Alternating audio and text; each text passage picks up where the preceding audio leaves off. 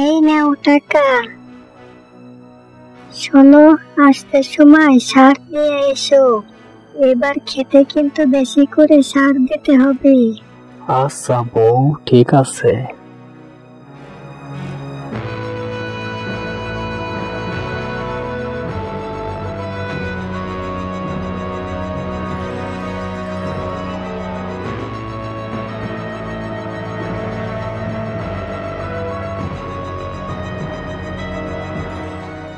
এবার তো লাউয়ের চাষ বাড়ির উঠানেই করতে চাচ্ছি। কে জানে কেমন লাউ উৎপাদন হবে না। এখন কি বা করার আছে, আল্লাহর উপর ভরসা করা ছাড়া।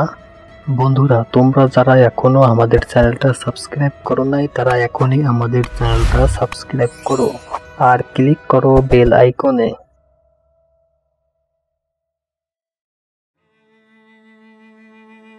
বউ, বউ, কই তুমি?